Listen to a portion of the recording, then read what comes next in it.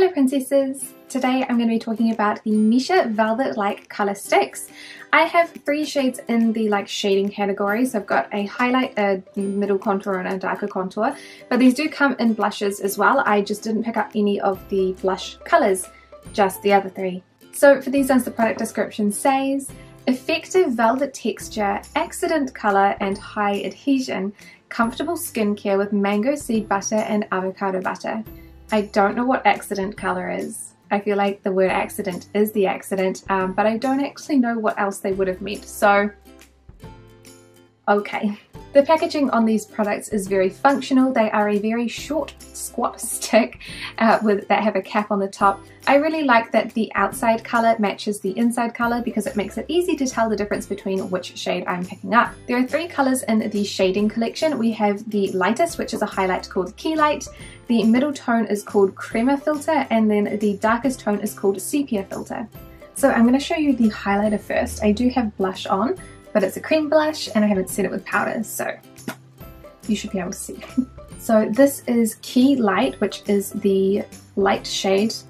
It's got the highlight in it. So basically you can just stroke along like that and you can already see the highlighter.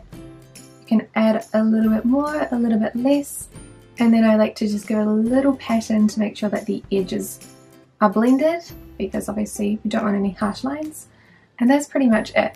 So I think that the highlighter, the effect from a distance is really nice, but up close it's not my favourite thing. I think that it just looks a little bit chunky, especially when you put powder over the top. So I will zoom you guys in at the end as well. So then the next one would be the middle shade, which is Crema Filter. So I'm going to find my cheekbone, which is like there-ish, like by the top of my ear. And then I'm going to make the line heading towards the corner of my mouth, like that. And so this is the lighter colour, and I'm going to blend it out using a cushion puff. So what I'm going to do with the cushion puff is I'm going to put 3 fingers in the thing. I'm going to raise the 2 fingers on the outside and push down with my middle finger. So you get like this little taco shape, which is really nice.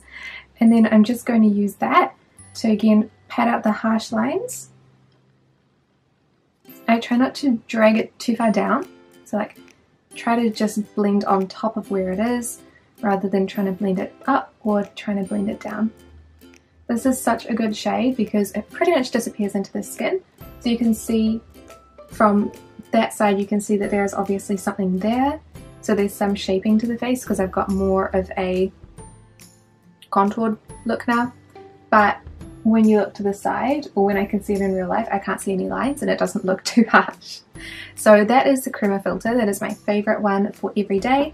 And if I wanted to darken it up, I would use the last one, which name is Sepia Filter. I'm sorry for the light changing, because now I look a little bit yellow. What I'm going to do with the Sepia Filter is I'm just going to apply it, so I'm going to do like little dots like this. And I'm going to put it just where that other one was, but in the corner. So see how that darkens it up a lot more there, and that was just kind of like stippling it on. I'm going to do the same thing with my fingers, and then I'm just going to blend that as well. If the light would remain consistent, that would be lovely. And so that's just a little bit of a deeper look. So the line is still blended out, but it's just a little bit deeper now in that section of my face, which I prefer.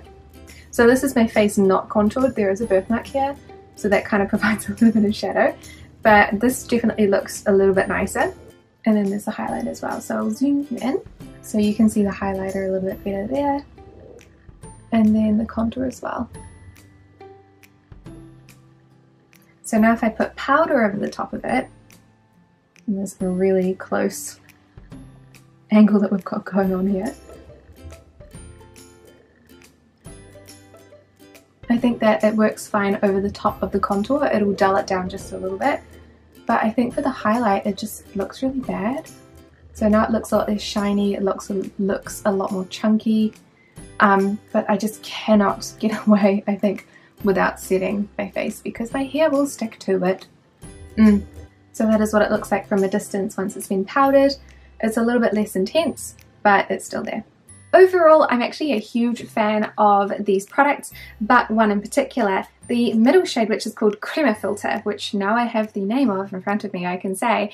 I have been raving about this in a couple of my videos, and it is honestly such an easy contour, especially if you are on the paler side. So I am wearing it at the moment, which you can't see very much of because my hair is in the way. But it does work really, really well. It's so easy to blend out. My favorite way to do it is using a cushion puff like I would have shown you, but you can also use like a round fluffy brush as well. I just find for me that removes some of the foundation underneath if the foundation is not already set, and I prefer using these on foundation that's not set and then setting it with powder afterwards. So for me, a cushion puff works better for my needs. I don't like the highlight that much. I feel like it's just a little bit too sparkly and it looks a little bit heavy and chunky for me. I definitely prefer powder highlight over this one. Yes, it works. Yes, it's easy to apply. I just don't personally like the effect. And then the last one is the darkest, which is the Sepia Filter.